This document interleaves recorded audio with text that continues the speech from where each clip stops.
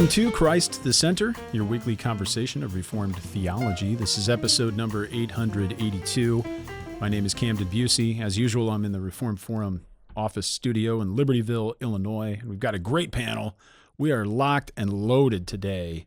All-star panel, so to say, at least of OPC people. Let me introduce to you first. We have Danny Olinger, who serves as the General Secretary for the OPC's Committee on Christian Education. Danny, welcome back. It's great to see you.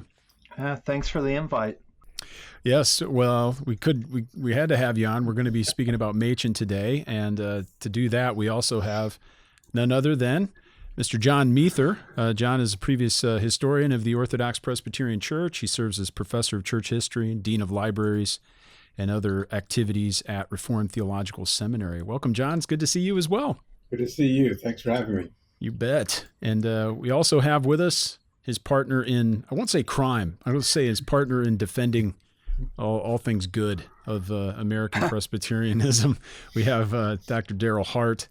Of course, Darryl teaches, he's a professor, assistant professor of church history, associate professor, sorry. He teaches church history at Hillsdale College and has written a tremendous amount of books, many books on American Presbyterianism and related subjects. Welcome back, Darryl. It's great to see you as well.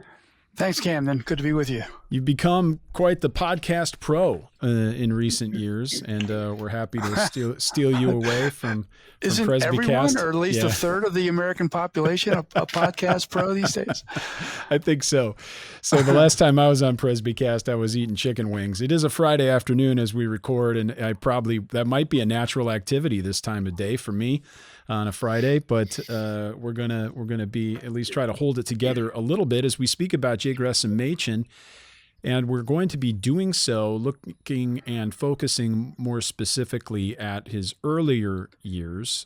Maybe we could say the early Machen or the younger Machen, especially his time studying in Germany, his background, his familial background, and considering really the crisis that Machen had and trying to understand that in context, to understand it historically, and then to discuss just a little bit of other takes and other interpretations on Machen's life, really stemming from that big event in his early to mid-20s.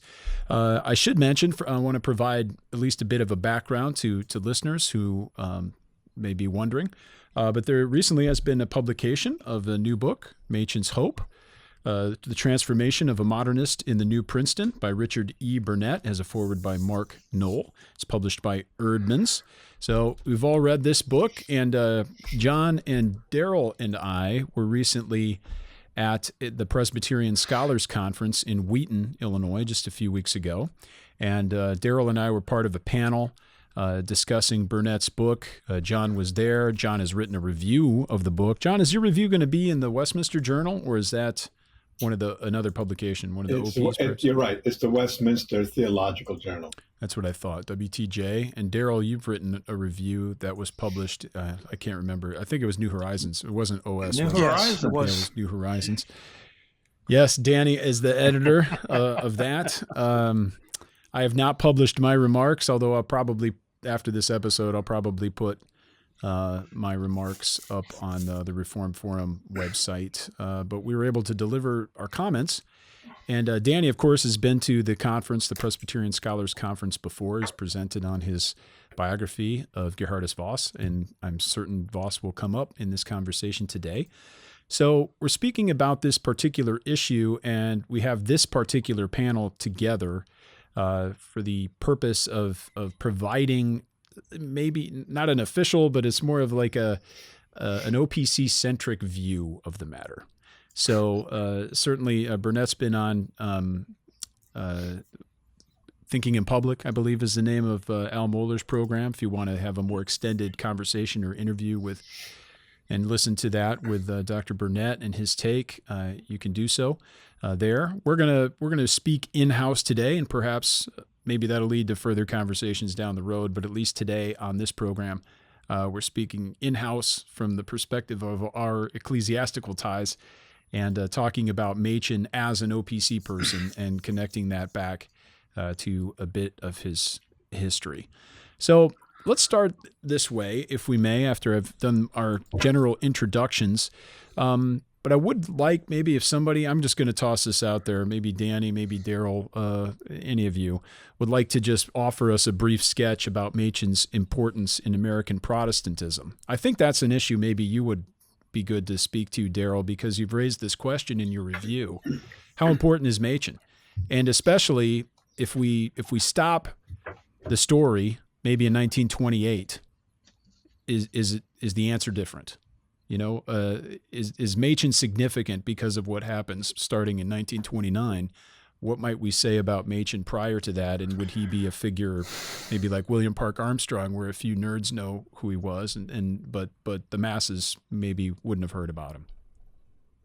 Well, I mean, I would say, the more I read Machen, which I had to do a lot more last year for the 100th anniversary of Christianity and liberalism, the more impressed I am. Now, people may think, well, you were always a Machen boy, so there's no surprise there. But the more I teach American history here at Hillsdale College, and the more I see how pervasive progressive and modernist thought was during Machen's time, or leading up to him, beginning after the Civil War, I'm really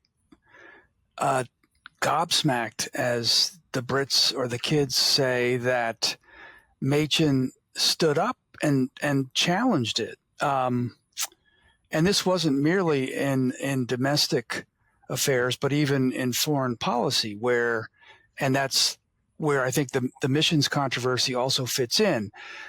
At the same time, people don't really remember Machen in those categories. They think of him much more with the fundamentalist controversy, so-called, and as Sidney Alstrom's Religious History of the American People, which is still a pretty good book, although it's about 50 years old now, sheesh, but calls Machen's Christianity and liberalism the chief theological ornament of American fundamentalism. So in that sense, he's regarded as an important voice in those controversies. But for Presbyterians and for evangelicals, Machen's involvement in starting Westminster was huge. A lot of people who eventually went on to teach at Fuller or found Fuller Seminary, for instance, had studied with Machen either at Princeton or Westminster. George Marsden's History of Fuller Seminary is very good on kind of showing that trajectory of Machen's work, even though those people didn't necessarily follow him in that way. So for Presbyterian history and evangelical history, I do think Machen is an important figure. And again, I think it's the institutions, but whether it's Princeton, where he taught, obviously, or Westminster, which he helped to found in a significant way, or the OPC as well, which is a further iteration of Machen's concerns. A number of people have been involved with the OPC at different times. The OPC's relationship to the CRC during that period of 1950 or even 1936, actually, all the way down to, for 40 years, down to 1975 or so. The CRC, for all of its problems, was a kind of intellectual bellwether for evangelicals for a time. And so, the OPC played in those circles in part because of Machen's work and influence. So, I think from a bigger perspective of American religion or something, the denominational histories are in decline. Denominations themselves as a category are in decline. At an earlier time, it was easier, I think, to identify Machen as a significant figure in American Protestantism, but because American Protestantism seems to be overall in decline, it's maybe Machen doesn't rise to that level the way he could have. Yeah. No, that's helpful. We'll have links to all of the reviews in the episode description if you'd like to read them and read fuller treatments of this this matter. It was an interesting and a provocative question for me to think about, because the reason I was prompted to think about this is because of the treatment in this book. Burnett, in large measure, stops the story in about 1928. And so it's interesting to think about all that's leading up to that point, but then not interpreting or understanding Machen according to what happens later.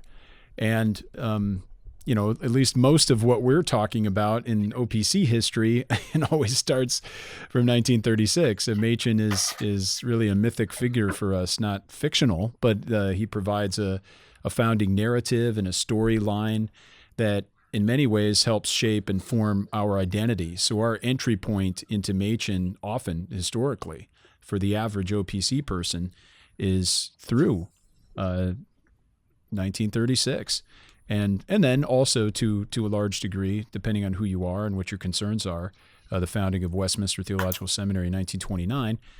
And you can add also the Independent Board for Presbyterian Foreign Missions in there as well. And if Jeff McDonald were here, he'd also want to add the League of Evangelical Students. But that's it's a fourth one that gets forgotten sometimes.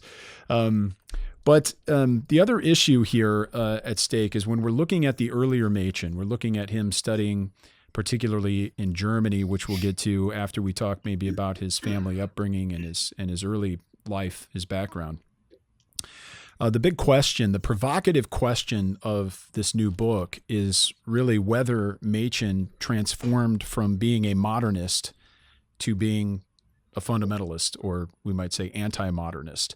The suggestion in this book is that Machen was a modernist early on, that based on his correspondence, largely to his mother, but to other people, and his particular interests and his understanding of modern and contemporary forms of scientific inquiry and biblical studies and these types of things, that Machen was a modernist, and he came later in life to convert and to become what we as OPC people often think about him in 1929 up through to his death in January 1937 as a fundamentalist. Now, that's a term Machen didn't necessarily care for or didn't use love for himself, but by that we mean an anti-modernist or a conservative Bible-believing Christian. Brothers, what are your thoughts on this provocative suggestion? Your take on this argument, or the principal argument in this book? Would you prefer to reframe it, add some color or some correction to the way I've placed it? What do you think about Burnett's main point? Oh, boy. So you're talking about Machen's significance in regard to, the opening question. In many ways, we have to be drawn, I think, a little bit to Luther and the Protestant Reformation, because if Luther was combating a Catholicism that had gone corrupt, then Machen was combating a mainline Presbyterianism that had gone corrupt. And he was willing to take a stand for it. And that brings into view, I think, the parallels with what happened in Luther's life. So in 1517, Erasmus came out with the Greek New Testament, and Luther loved it. He just immediately, he wanted to be identified as a Christian humanist, wanted to go back to the primary sources, loved the Greek New Testament. It didn't mean that he adopted the tenets of Italian humanism in regard to anthropology and other things. And it didn't mean that that was what was defining to him. What was defining to him was justification by faith alone. That was the material cause of the Reformation. And the formal cause is, how do you decide that question, sola scriptura? Well, if Machen loved the new methods, if you want to call him a modernist in regard to scientific research, so be it. I mean, yeah, of course. There's not a single biographer that's ever disagreed with that. But to say that is the defining aspect of the first 20 years of up until 1928, 29, it's unbelievable. I mean, because everything he writes from 1905 forward carries in it the argument that he's making against liberalism as another religion. He's like Luther. He sees the defining issue as being theological and being in regard to Jesus Christ and what he's done. So I'm just dumbfounded by this. I want to be fair. I don't want to seem like I'm just an OP beating up on someone who has a different take. But this is something that I just, it forced me to go back and read Machen firsthand, and I just don't see where this is coming from. Yeah, one of the in regards to this study, whenever you're talking or raising the question of is so and so a modernist or not, I mean, you obviously need to define that word, and at least in the introduction, Burnett brings up a definition of modernism that perhaps, in my opinion, might be more contemporary.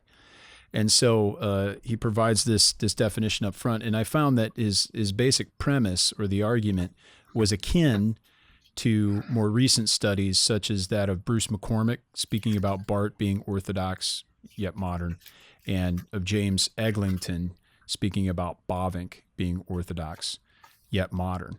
And so I don't mean to say it's a repetition, just changing the names in these studies, but it's of that stripe of a study to begin with. And that, I think, if you're setting things up like that, where you're looking at maybe more sociological definitions or socio-historical definitions of modernism, it can be useful from one perspective, but from another, it might cloud the real issue. And Danny, I think you raised the point right there already. And for Machen, when you're reading, especially Christianity and Liberalism, which was published in 1923, by the way, so this is right in the middle of all this. This isn't outside the purview of the dates that Burnett's treating. It's so obvious that his core concern is to protect and maintain a supernatural religion, and not just a Kantian type that would say that you can have a supernatural religion in another dimension or another sphere, such as God existing in the noumenal realm, and then the phenomenal realm is maybe the realm where we engage in all of our modernist scientific inquiry. Now, Machen wanted to go a step further, and I don't want to lead the witnesses here, but that might lead us into some discussions of Voss. But the concern was to protect a supernatural Christianity in which God acts in history. He does not act in God's time for us in some other dimension or realm, such as Barth might say, with regard to Geschichte, but God acts directly, revealing himself and acting in the works of creation and providence in our time and in our space. That's the core concern for Machen. And so then the question, if you want to use the terms that Machen and Stonehouse and others of the early OPC were using, that's how they defined a modernist. Somebody who was, in effect, denying those things, denying the five fundamentals, but the people that denied those fundamentals were people that were rejecting these core tenets of the faith. And to summarize it, it's an issue of naturalism and supernaturalism. You guys got any follow-up to that? Yeah, John? Yeah, if I may. You mentioned that Burnett sets up early in the book a definition of modernism. And he relies on Shaler Matthews' book, The Faith of Modernism. And he describes these six distinct aspects. I won't read them all. Yeah, exactly. But they are very elastic. It's a very elastic definition. And it's much like the point you made at the panel discussion. It's like the way in which Bavinck is orthodox but modern. He's in touch with modern times, and Burnett makes a point about how much Machen loved his undergraduate experience at Johns Hopkins and fell in love with the modern German model of education.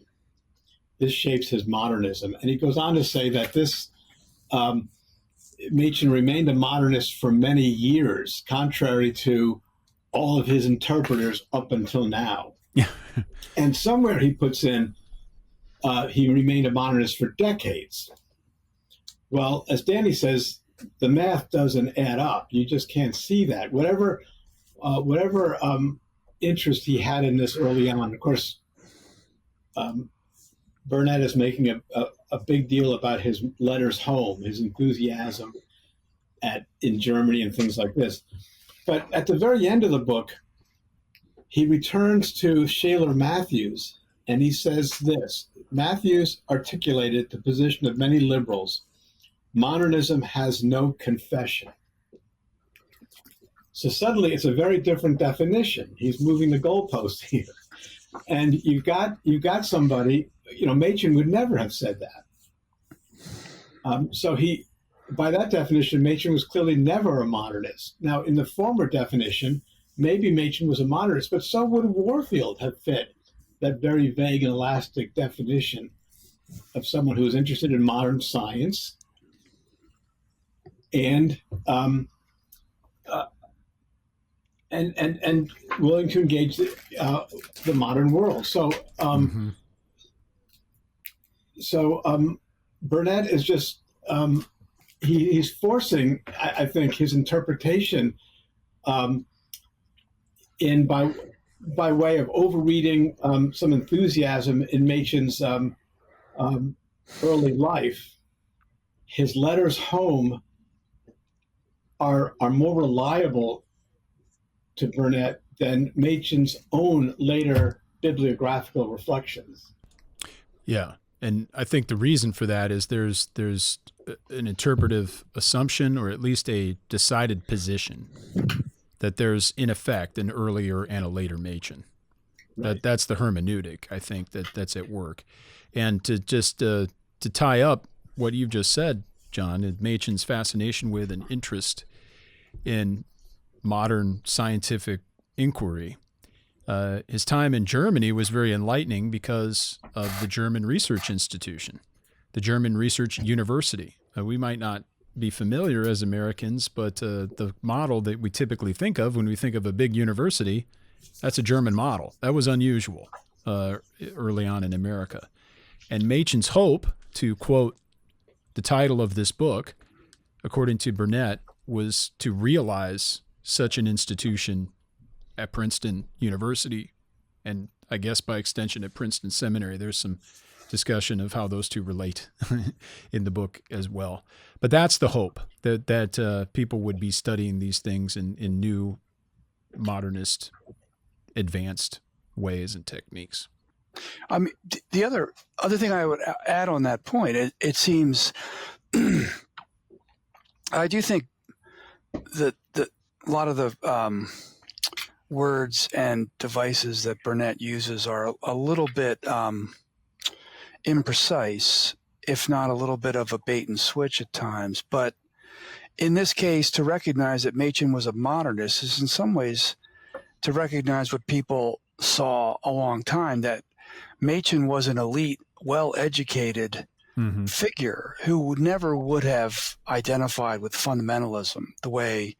So, people did recognize that Machen was a kind of intellectual among fundamentalists and didn't really fit the category.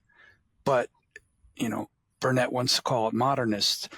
The other factor of this, too, as I've thought about the book more, is that Princeton has a long history of trying to harmonize faith and reason. I mean, Christians have done that for a long time, obviously, but Princeton was doing it with the common sense realism of Scottish philosophy back in 18th and 19th centuries. And in some ways that was the criticism from some Dutch American or just Dutch Calvinists, the way that they did that, the way that, say, George Marsden contrasted Kuyper and Warfield. But, and whether the Princetonians were naive about it, but the way Burnett presents it, it makes it seem like this was kind of extraordinary, that Machen would be thinking about intellectual life the way he did. But the new thing perhaps that Machen is doing is that he studied as an undergraduate and did a master's degree at Johns Hopkins, which is one of the foremost beginning of the research university movement in the United States. But that's true, but that doesn't mean that all that other all those other pieces of Princeton theology weren't there as well, and that Machen didn't find a kind of congenial home when he makes that transition. Mm-hmm. Well, we mentioned his studies at Johns Hopkins. We mentioned some of his correspondence, particularly to his mother. Darryl, would you be willing to maybe provide a brief sketch of Machen's family background and upbringing? Anyone could chime in, of course, but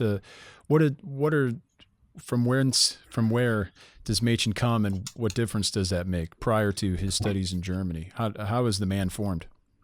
Well, you should at some point have Catherine Van Drunen on, who did a dissertation on the Machen home and education that Machen received as a boy. Some of it in homeschooling, but some of it also in a private school in Baltimore. But his parents were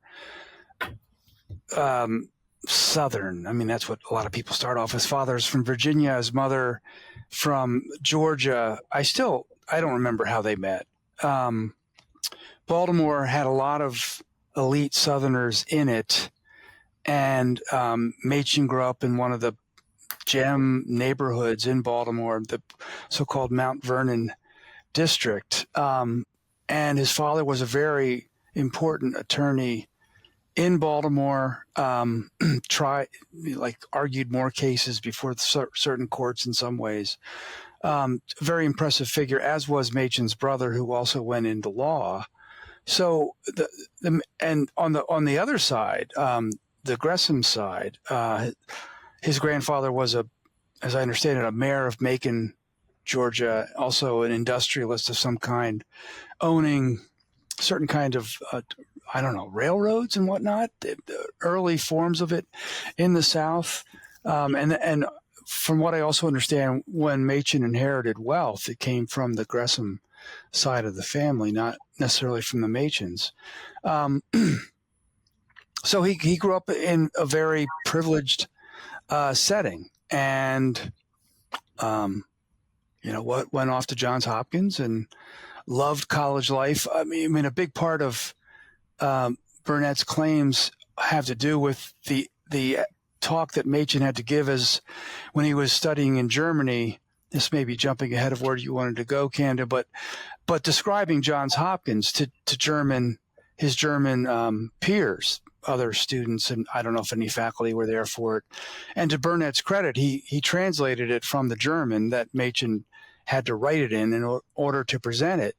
And there's about a third of the page in the book that does talk about Johns Hopkins as this committed to intellectual freedom in ways that sound very progressive, you could argue, but so much of that essay as well is describing campus life and what it was like to be a student and go to basketball games, football games, be part of a fraternity, all this kind of campus life that is, as I understand it, is far removed from the research university model. It's like you go to college to have a good time. And Machen, I think he lived at home probably when he was at university, because the Machens lived so close to where the original campus of Johns Hopkins was.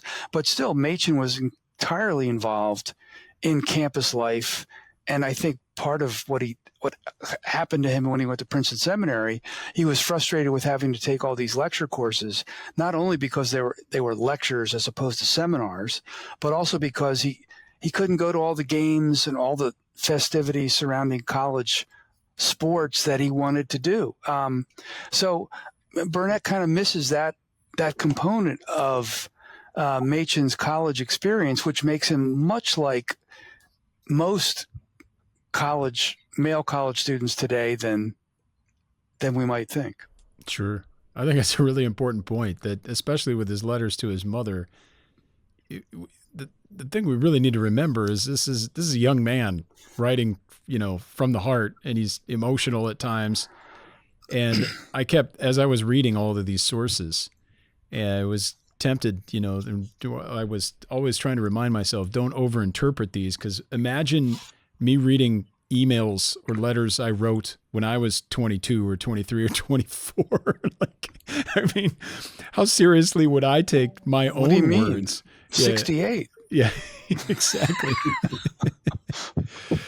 Real quick, this is a little factoid tidbit, but John, was it you or Danny or both of you that were suggesting to me it's quite possible Machen was at the first college football game?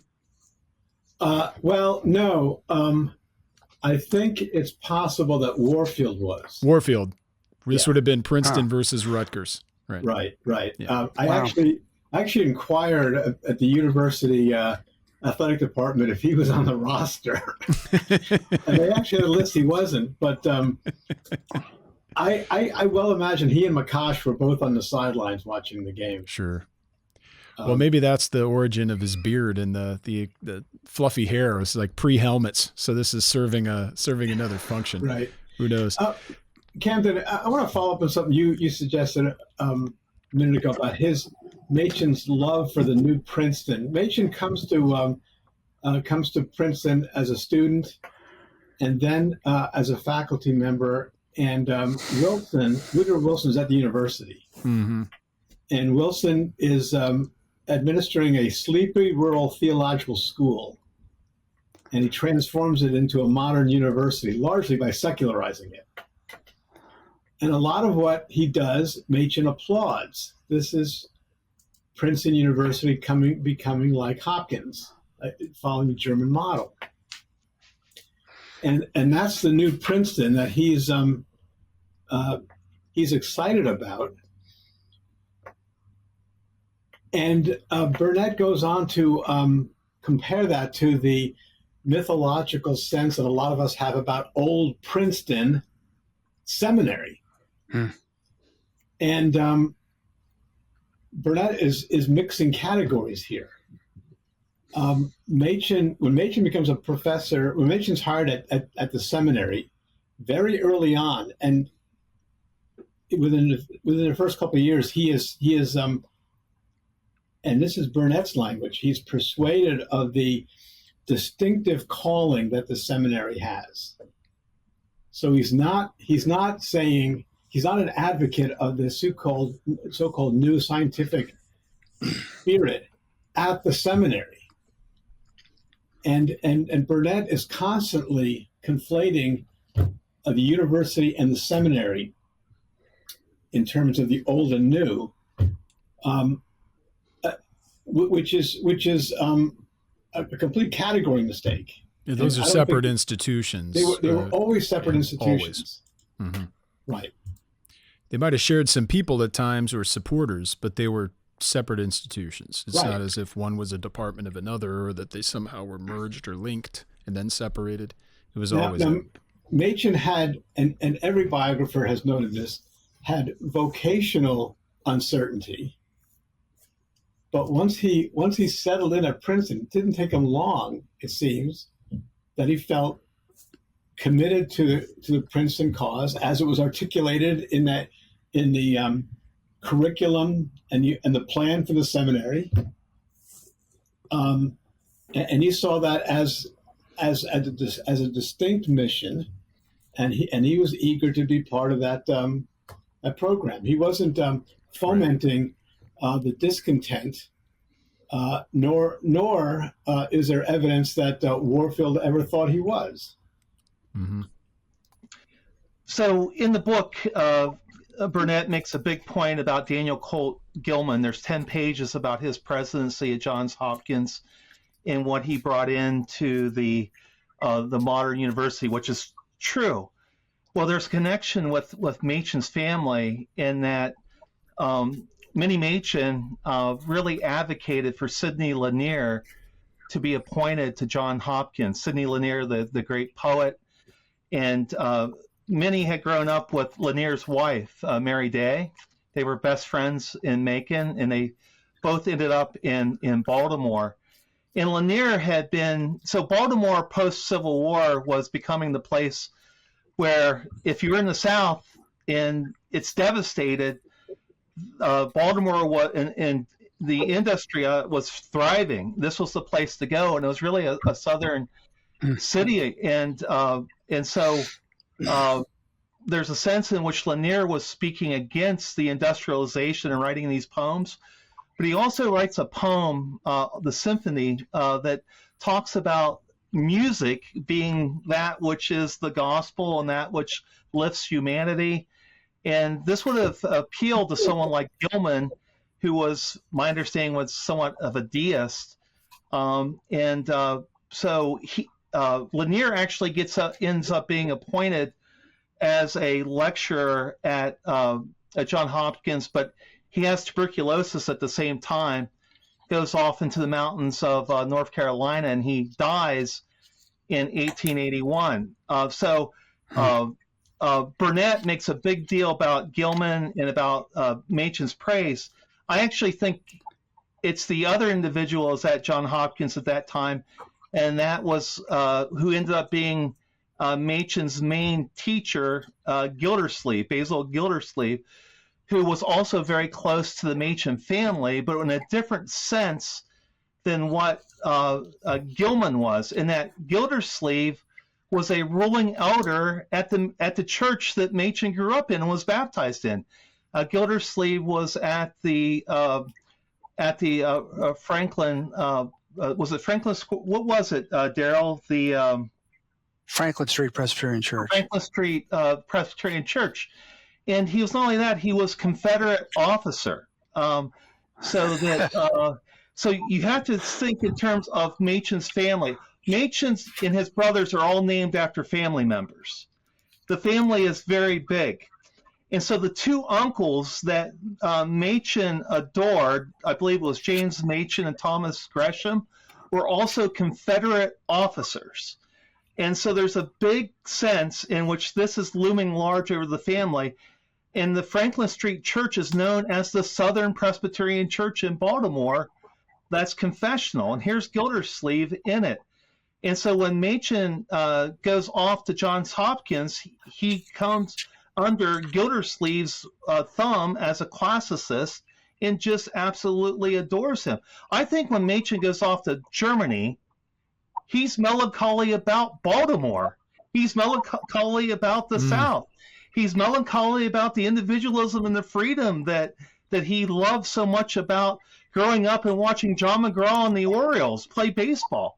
This is what I don't get any sense whatsoever in reading Burnett that this ever even touched his mind. Because all he can think is, I've seen something with Daniel Colt Gilman in which this defines Gresham Machen going forward. So, that's one of the things that I think that comes into play, that if you read the letters and you read Machen and other things, I just think, see, my contention would be that pre-World War I, Machen's melancholy about Baltimore and the lost world. Post-World War I, he's starting to hope for heaven. I think that war changes him in regard to where his eschatology is in regard to maturity. And so I just, basically I'm articulating, in other words, Charlie Dennison's thesis in Charlie's wonderful articles that he put forward. And just to chime in on that, though, that in the lectures I gave at Mid-America, which I'm trying to get published on Christianity and liberalism, but going back and working on that and comparing Machen to some of the other modernists and what the modernists did with the blood and guts of the Bible, the Old Testament sacrificial system, but which leads up to the crucifixion itself, they just kind of skirt over that. I mean, it's not merely a question of supernaturalism. It's a question of a kind of, ancient religions were pretty bloody and gory. And classicists were very much aware of that, and it didn't scare them off the way it did people who were continuing to read that material and then thought, wow, this is really kind of weird. And modernist provides a way of trying to kind of make all of that sweet and nice in the Bible and make it merely about not the letter, but the spirit of things. And And I just think Machen's classical background was a very important way in which that augmented his understanding of the supernatural character of Scripture. Because what makes the supernatural so important is you need a resurrection from the dead after this very, very gory death that Christ suffered. Yeah, I totally agree with that. One thing I wanted to correct, to be more precise, I think I would say that it's his ordination in 1914. See, one thing that's often lost upon us, he was still a member of the Southern Presbyterian Church up to that time. It's not a question of his struggling about the faith. It's a question, I think, of being ordained in the Northern Presbyterian Church. So I actually think that that's going on in regard to the delay in being ordained. It's whether to stay in the Southern Presbyterian Church or not, which again brings into view Baltimore. When we have Machen's student notebooks, he doodles about Baltimore. He dreams about Baltimore. He loves it so much. Mm-hmm. And see, I think that this is something that you have, it's right there in regard to what he's struggling with. And it's not a question of the gospel ministry, going and siding with Warfield and Hodge and the rest of the Princeton conservatives. It's more a question, I think, of these elements of his upbringing and culture and in the relationship to culture, the church and culture. Yeah. I think on this point, there's also something important to say, this understanding or this interpretation. It's important to look into Machen's crisis when he was at Marburg in Germany, and specifically when he's studying under Wilhelm Herrmann.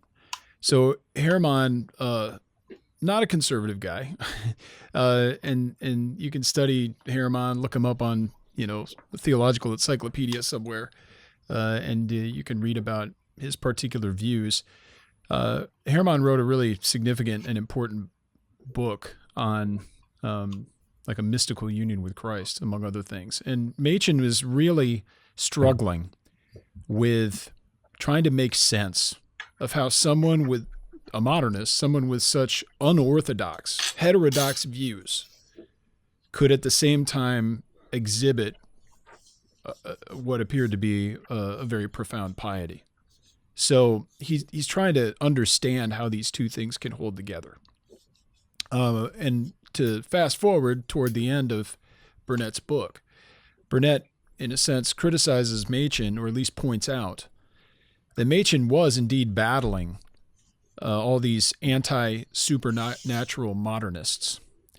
But Burnett points out, echoing other people, I think it was Lyman Abbott or somebody, I don't have it at my fingertips, they were pointing out that Machen was missing an entire category of modernist, that there were supernatural modernists, or at least people who did not deny the supernatural, though they were modernists.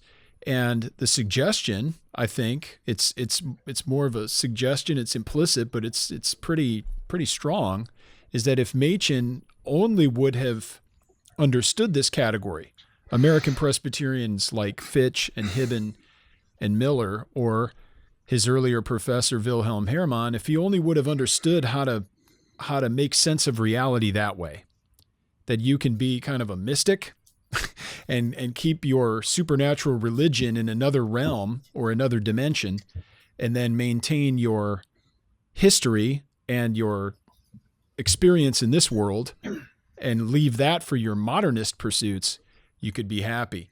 So that for Burnett, it seems like the conclusion is embracing something of a dimensionalized Christianity. That's at least how I read it. And one of the biggest figures who's done that is Karl Barth. It's a little bit anachronistic. It's not historically anachronistic to think about Barth and Machen overlapping. They did historically, but Barth at least didn't come to great recognition in the United States until the 1940s.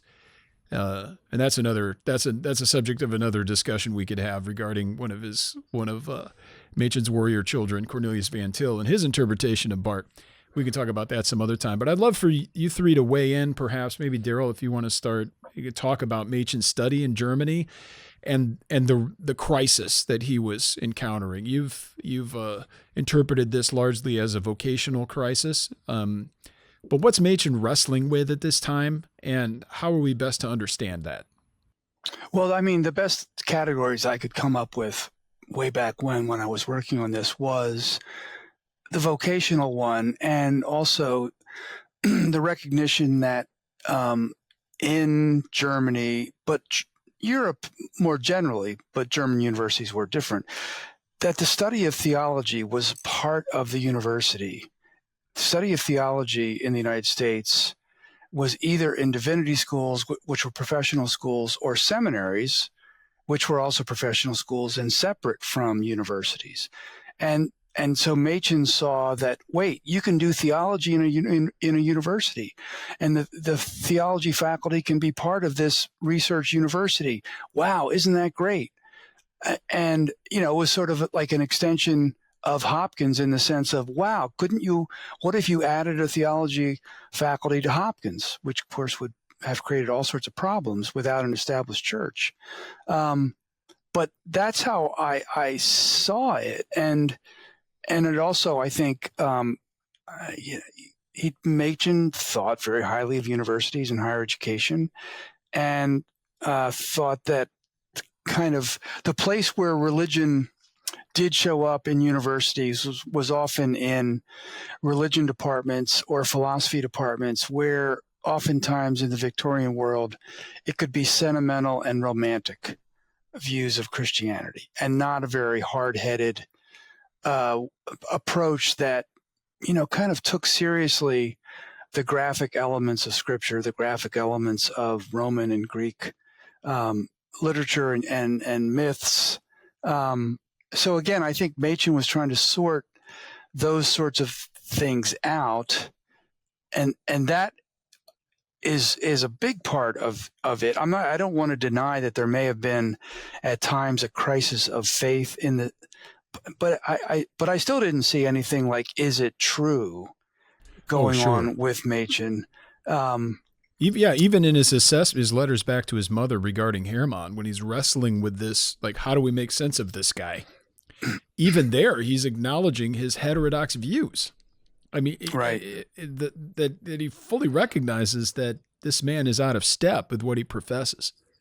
And I don't see any indication that, I have not read all of Machen's correspondence, of course, but I have no indication that Machen ever wavered or doubted in the historic veracity of the claims of Christianity, that the Bible was true.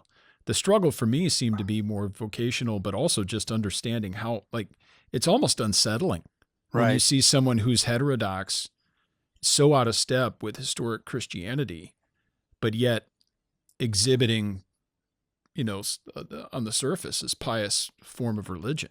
I think that's troubling to me. Yeah. You're expecting orthodoxy to match up with orthopraxy, at least in some regard, and to find someone that's not that way, especially if you're a young man, you're trying to make sense of this. John?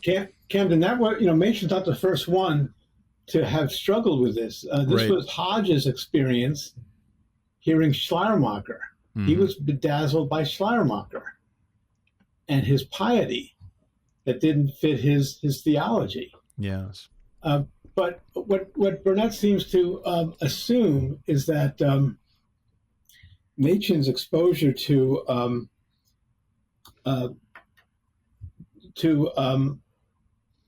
his study of history and his sense of historical consciousness required affinity with skeptical views of the Bible. And in saying that, and here's I'm creating an opening for Danny here. What Burnett ignores is everything Voss taught Machen about history, because that's the point Voss was absolutely most eager to challenge. Mm-hmm. Danny, can you follow your lead blocker into the hole here? Oh, man.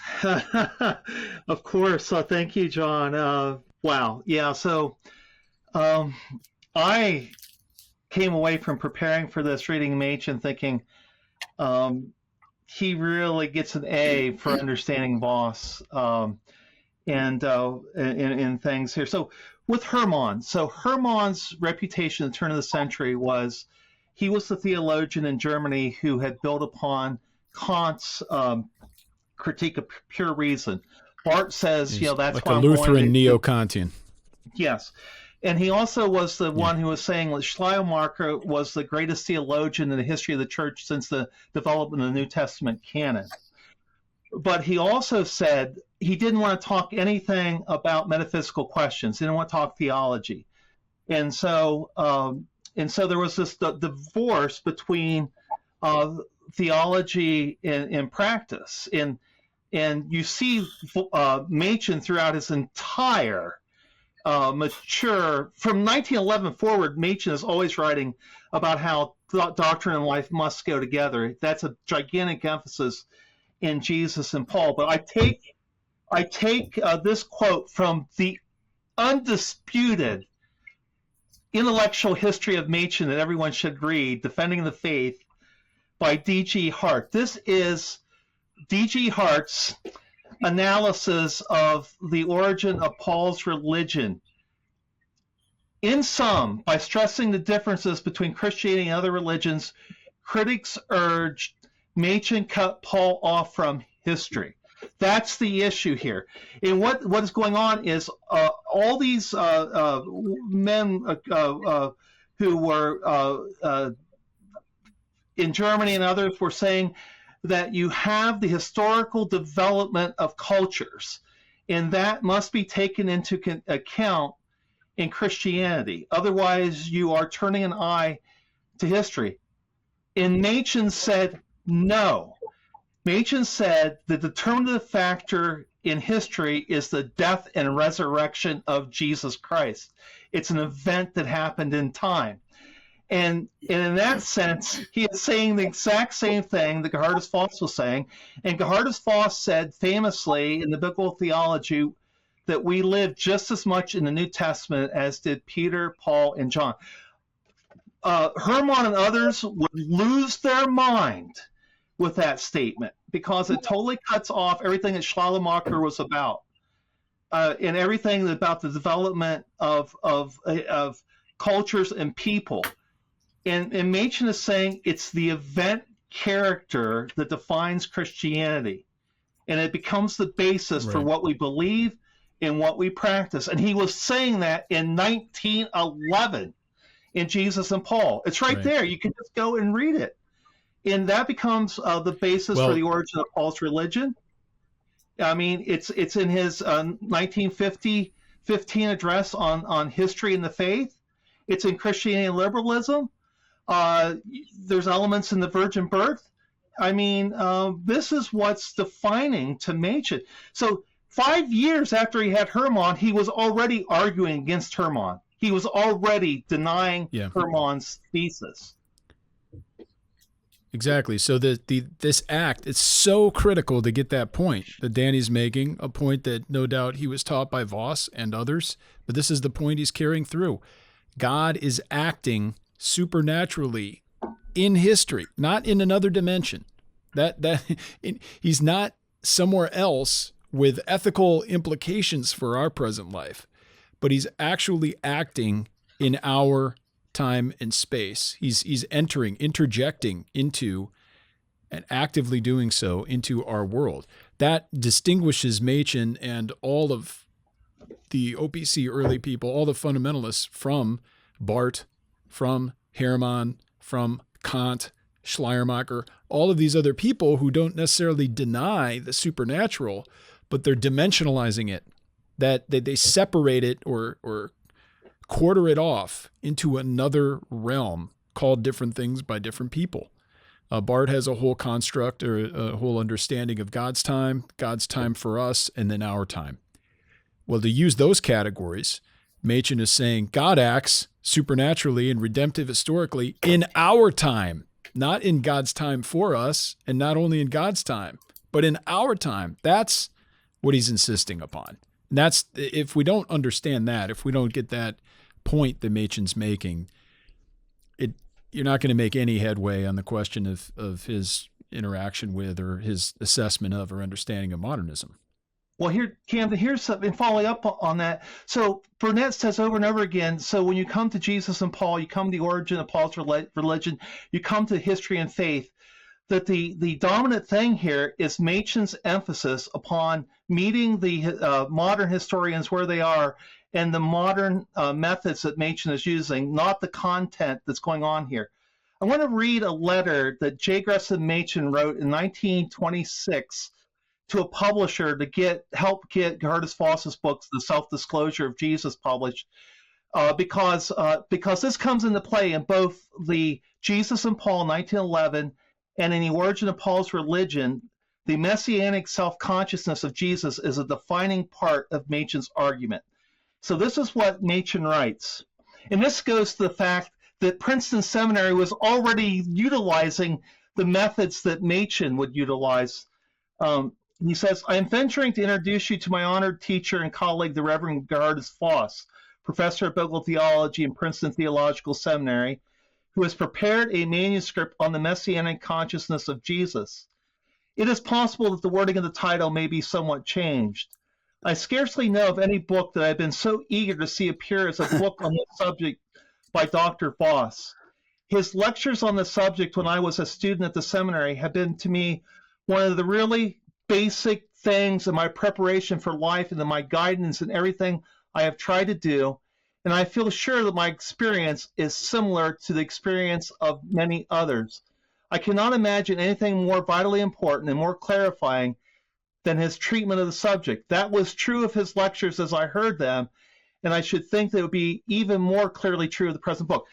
You go and look at Machen's arguments in these articles in Jesus and Faith. It's the exact same thing that Voss is doing, only Machen's building upon it, and he's dealing with the German theologians just like Voss did by name.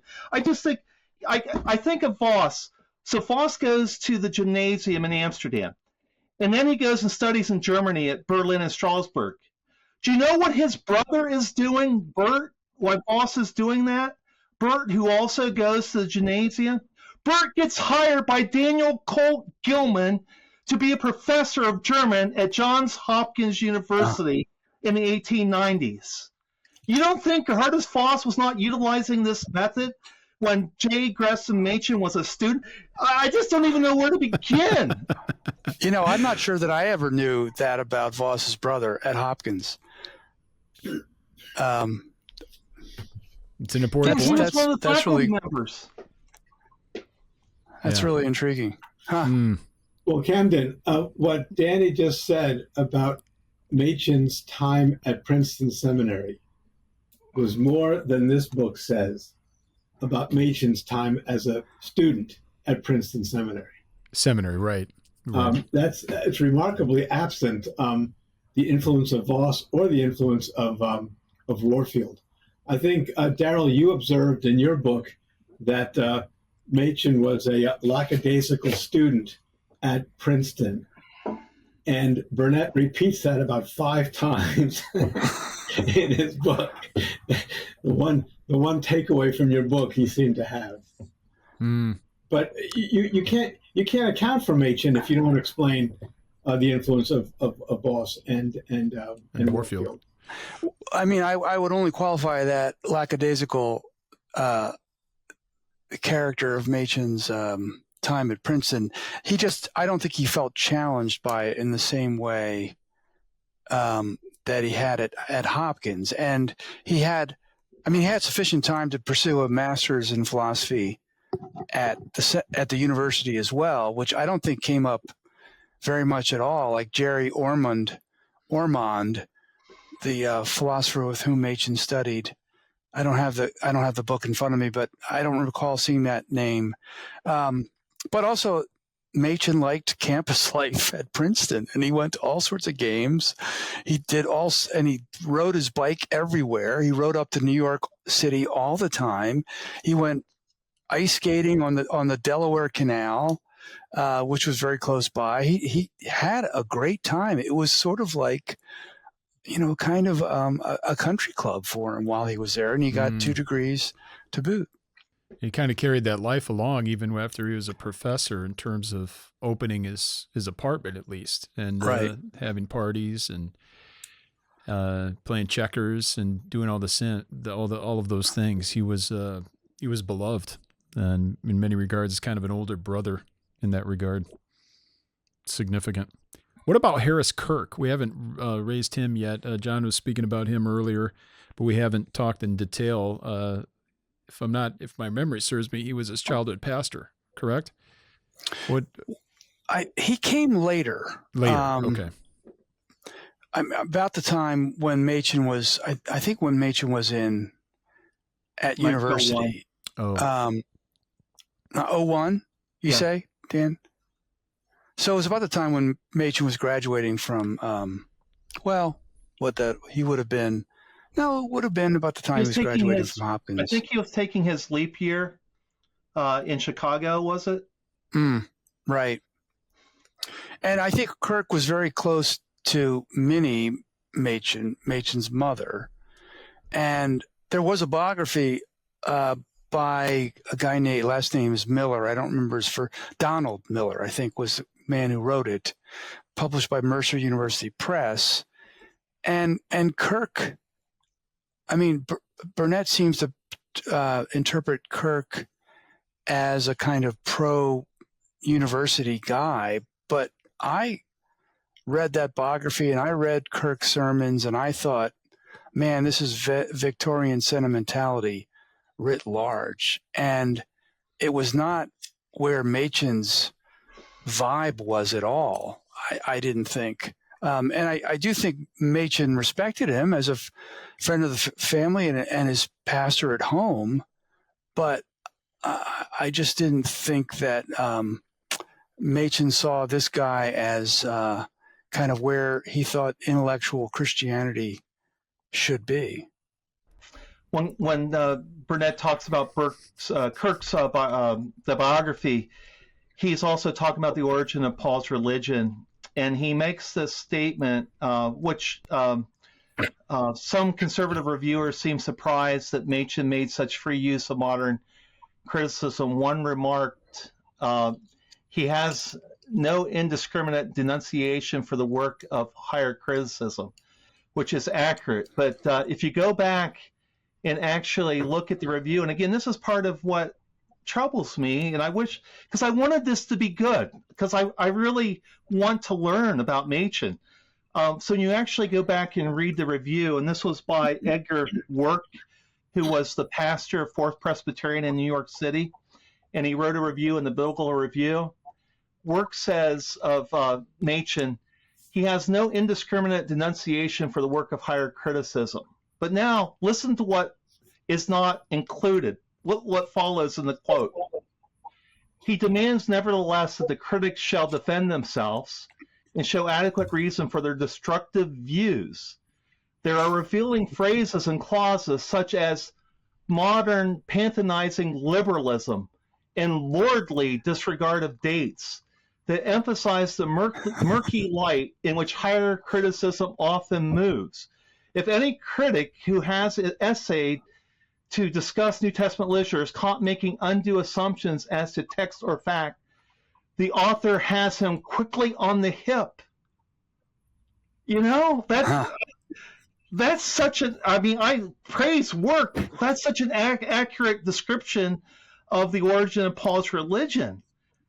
But that's not what we're reading here with Burnett. We're reading, Machen took it easy because he was actually more sympathetic to this than could be. I think what you get is Machen just putting a wonderful polemic, stating things positively rather than going scorched earth. And I think that's what makes Machen so readable a century later. Yeah. And the same thing I think you see at the end of the Virgin Birth, when Machen's he's assessing how important the doctrine is. And, it's published 5 years after the major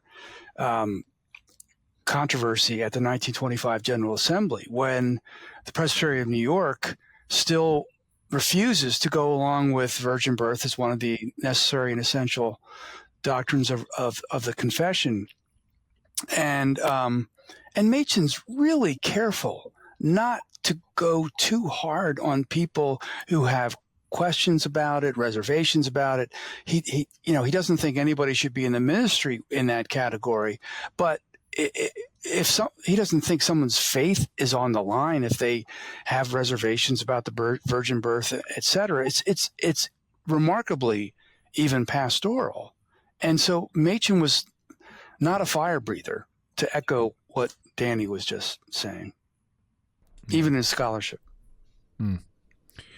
So let's try to assess the whole here. We've laid a lot out there, and certainly there's a lot more we could say, and we can have certainly additional conversations, and I want to respect everyone's time, especially on a Friday late afternoon in the Eastern time zone. Who knows what parties you guys are going to. It is the hour. If you're anything like Machen, you got to ride your bike to some party somewhere. Hold on. But here's the big question I at least want to ask and get your take on. In what ways does Machen's early life challenge or reinforce the traditional narrative of his role as a founder of the OPC and perhaps even Westminster Theological Seminary? Burnett's posing of the question, we've already listed some criticisms and tried to reframe things a bit. But the bigger issue is there additional light to cast on his struggles at Marburg, his struggles early on, or his desire to see better scholarship more in the German university model? One way, shape, or form, is any of that challenge, or does it reinforce the typical ways that conservatives have understood Machen through the lens of Westminster and the Orthodox Presbyterian Church? I think that when Machen gets to the Plan of Union in 1918, 1920, and into the conflict after the publication of Christianity and Liberalism, he's making the argument that what's best for the world is Presbyterianism because it's the most faithful statement of doctrine. It's the most consistent statement of biblical truth. And the particularism of election and regard to the work of Jesus Christ, he's not backing away from that at all. Prior to that, he is engaged with ideas of teaching methods and things that are more general. He's not engaged with the problems of Presbyterianism as a whole. He's much broader in his conception, but the events force him to die to certain things, and they do force him to die to his standing in culture. I think that when he is young, he does have this pristine standing in culture, in which he is friends with the most famous people in the culture in many ways, the theologians and the politicians, and he, in being forced to, is Jesus Christ's death upon the cross that which defines Christianity and is non-negotiable? Those type of things were being, in the Presbyterian Church, were being tossed aside. His taking a stand for that in the Word of God alienated him from the very thing that he, defined him in many ways up in the first maybe 25 years of his life. And so I think it's more in terms of his being outcast that you think in terms of what we learn from this in regard to being disenfranchised. Yeah, Camden, Machen had a complicated intellectual journey, more complicated than Hodge and Warfield. He grew as a churchman, but these are all things that have been stated by Stonehouse and in Darryl's book. This is not a what's good in Burnett is not a new interpretation. He does highlight those Marburg years and Machen's being dazzled by Herrmann and these sorts of things, but the growth of Machen as a churchman is something that previous biographers have given due consideration to. Mm-hmm. I would only add one of the oddities of the book's reception, which hasn't really received a lot of reception yet. I haven't checked in a couple of weeks, but I haven't seen any reviews at Amazon or any ratings at Amazon. That could have changed by now. But scholars like Mark Knoll, who was on the panel. No, I guess George was on the panel. Was Mark on the panel? Yeah, both were. And Mark wrote the foreword to the book as well. He started things off. Right. Thanks. They're both pretty positive, and it kind of surprised me in a way, because I think using the powers of historical scholarship, you could raise serious questions in a number of moves that Burnett makes. But I guess came to me even during our conversation here that, and this is one of the reasons why I like the book in very qualified ways, but I hadn't read Machen correspondence for a long time, and Burnett packs this full of correspondence up to a certain date. He doesn't get beyond, I can't remember when. It kind of closes off, and it makes me think that people like George Marsden and Mark Knoll really hadn't read much Machen correspondence, that they hadn't spent any time with Stonehouse, who does also have a lot of correspondence in his book. And I didn't have correspondence in mind because that wasn't what the genre of a university press monograph would allow. And so what that correspondence, I think, does is it humanizes Machen, and it allows people to see a struggle in Machen's personal life, even if we all think that Burnett maybe misinterpreted that struggle. And in that sense, I think, in the OPC first generation, but also beyond, Machen is so highly regarded and such a heroic figure that we tend to forget his human side. I mean, this is a big part of what I do as a historian, I think, is to recognize the foibles of people as much as their strengths. And I think if you recognize foibles, it makes their accomplishments all the more significant. I don't see a lot of foibles in Machen. I'm not suggesting that, there were a lot of skeletons there or a lot of warts, but I do think he was a real live human being. And even to go to the point that we talked about earlier, he said things off the cuff in correspondence that he wouldn't have said in public. And so you can run with that and say, see what he thought about Warfield. But, I think that's unfair, but it does also acknowledge that he was a human being. He had feelings, he had emotions. He didn't always check himself, at least in those kinds of communication. And I think that's a valuable consideration, is to see somebody who we regard so highly in the OPC, Machen, but also to recognize that he had a human side, which shouldn't be surprising because he's not divine. No. But right. But still, I think that's a useful part of the book. Mm-hmm. Yeah, I really appreciated the book on that point as well. Loving, providing and giving fuller access to a lot of the correspondence, up to, I think it might have been 28 or so, maybe earlier. I couldn't find any references after that, but John had made the point to me in private before. It largely stops when his mother passes. Right. That's when the correspondence stops. And by the way, one of the things that I don't think people have really put together, even Burnett, but I think maybe Marsden and Knoll as well, is, Machen has a reputation of being a fighter and cocky and knowing who's right, who's wrong, and just kind of, wading into these controversies and not really thinking about, how to pursue it. And actually what the correspondence revealed to me, going back again this time, and I don't think I saw it as much the first time, was what an insecure guy Machen was at times. Am I teaching well? I'm losing the students. All this kind of, can I get the book done on time? Will I meet these deadlines? Oh, no. He was always kind of fretting about what was going on in his life. And that's not the way I read it. That's not the character of a guy who says, no, I got this. And those guys are wrong. And I'm going to put them down, et cetera, et cetera. There's not that side in this correspondence.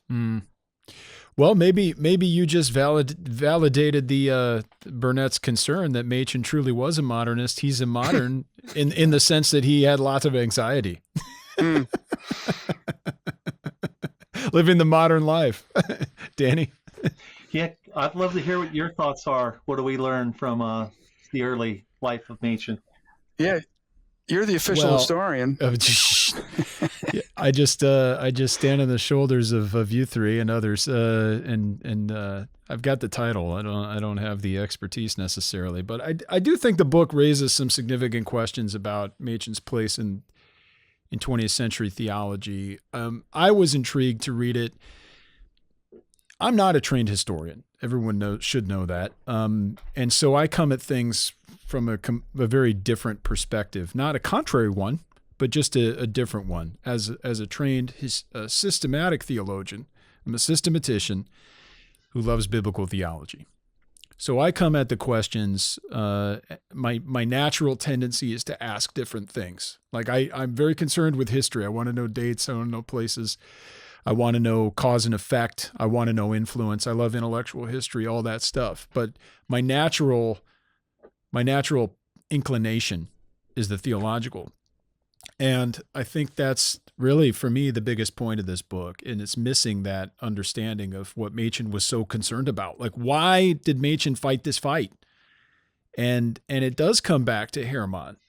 And I think that really unsettled him to you see perhaps a preview of his future battles, trying to make sense of modernists as people, as individuals, but also as people who espouse certain theological views. And the battle is very evident in his earlier writings, but it's writ large and famously so in Christianity and liberalism. But so much of what Machen wrote there and what Machen wrote The Origin of Paul's Religion, what Voss wrote in The Self-Disclosure of Jesus and other places, all of this is of the same concern. All of these books, Voss, Machen, Stonehouse, Van Til, they're all promoting and fighting the same fight. And to me, that's the biggest point here. I think that's what's actually vindicated in the correspondence and in Machen's struggle, is he was unsettled and realized that there's something really deep and significant here that we need to reckon with. And the answer to man's plight in this world, as we are born in guilt and sin and misery, in a state of sin and misery, the answer is a Christ, a Redeemer, who comes, who takes our nature, who assumes our nature, lives for us, dies for us, and is raised again for us in our time, in our place. So I didn't come to the end of this thinking that there is an earlier and a later Machen, in this sense, that the Machen we have typically understood predominantly through the lens of the OPC in Westminster. I don't find that contrary to the earlier Machen. Although, obviously, there's a development. We can speak of an earlier and later Machen in terms of his own personal development, but I see it as much more of an organic development rather than, or I should say a progression, rather than a disjunction.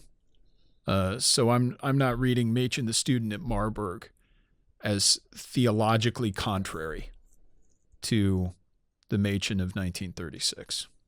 And I appreciate the book, if for no other reason than I got all the correspondence and it made me think about that much more deeply. So there's value in that for the reader who wants to take a look at that and question it. But I would certainly recommend reading the primary sources and reading Stonehouse's biography first, the person who knew him the best of anyone who's ever written about him, and Darryl's Darryl's monograph, of course, Defending the Faith. So I don't know. What do you think of that? Or does anyone have any final remarks or comments they'd like to make on the subject? I think we all four would be agreed that Machen's hope was Jesus Christ raised from the dead. I think it's a very that was his final title. word. I made that tried to make that point in my remarks at the conference that Machen's hope was not the modern German research university, but his final words were recorded in a telegraph to Murray, and he wrote, "So thankful for active obedience of Christ, no hope without it." That's the hope. The hope's in Jesus, who he was and what he did for us in our time and in our space. And that's the heart of it all. And you got to understand that. No pun intended, Darryl. But you've got the heart of it all here too. But well, brothers, this has been a great conversation. Thank you for indulging us and for staying long on a Friday, becoming evening and night soon. But this has been, in my opinion, an important conversation. The book we've been talking about today, Machen's Hope, The Transformation of a Modernist in the New Princeton by Richard E. Burnett. Again, we've spoken with, the three of us have, Burnett directly at the conference, the Presbyterian Scholars Conference, and we're wanting to offer somewhat of this isn't a symposium, perhaps we could do that another day, but wanting to offer more of an OPC kind of perspective on the matter. We hope that was interesting and beneficial to everyone. If people would like to find out more about our panelists and the books that they've written and the articles and other publications, visit us online and find the description here to this podcast at reformedforum.org. There we will have all the links, the pertinent links to the various books, as well as other resources on the subject. While you're there, you can check out our news and updates about new publications, including a new newsletter, several new books, all sorts of interesting things going on here at Reformed Forum. But I do want to thank everybody for listening and for watching, and we hope you join us again next time on Christ the Center.